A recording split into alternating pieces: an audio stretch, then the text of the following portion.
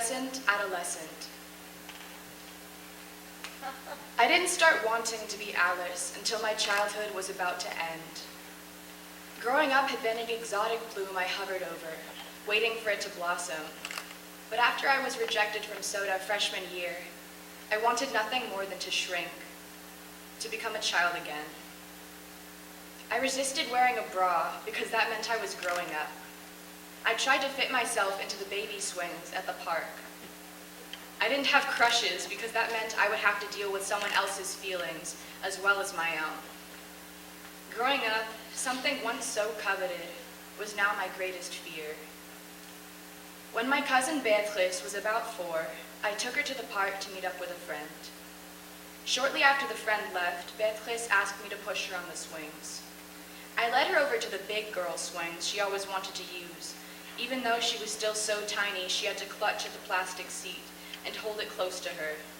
However, this time, Beatrice tugged at my shirt, pointing to the baby swings. "But I thought you wanted to be a big girl," I said. She just shook her head, then dropped to all fours and waited underneath the baby swing. Once she was up in the air, she began to wail, her hair growing static from the rubber-coated chains. It was almost comic, the magnitude, how forced the cries were.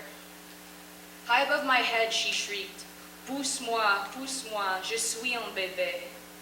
Push me, I'm a baby. For weeks afterward, Beatrice would not respond to anyone unless they coddled her and called her baby Beatrice. She had a new, younger sibling who was usurping all of her mother's attention, and the only way she knew how to combat this change in circumstance was to become a baby again. After exiting the bath, Beatrice would make her sister carefully arrange a towel over her, in child's pose, and then call out to her mother. Her mother would enter, a specter of steam rushing from the room as the door closed behind her. Her voice muffled by the immense towel, Beatrice would call out, "Mama, look, I'm an egg." And she would hatch, slowly emerging from her shell and standing before her mother, smiling and proud. Beatrice's mother would pick up her squirming children and ask, "Did I hatch you? Am I a mama chicken?" I had no siblings to compete with. I just didn't want to become responsible, to change from the hatched to the hatcher. Often in school, students who misbehave are told not to act like little kids, but it's just a final evasion of the adult world that keeps on prying at the doors of our dollhouses, spoiling the make-believe worlds we've all been tending to for our entire lives, whether it's fantasies about places we've never been or people we never got to be. When you're a child, your parents make decisions for you, tell you how life is, and you can decide whether or not to cry about it.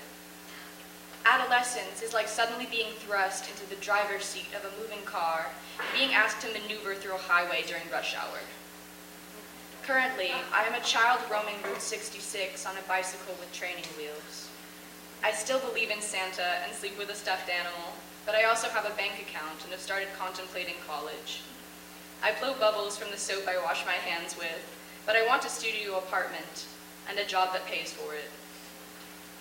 The other night, I passed by a park where I used to play as a little kid.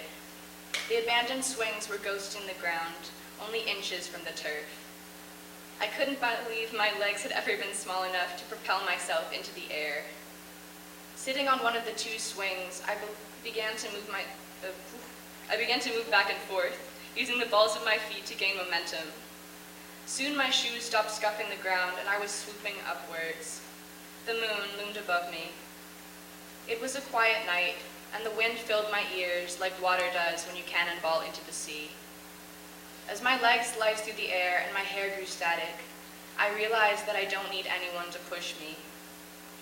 Je pourrais me pousser.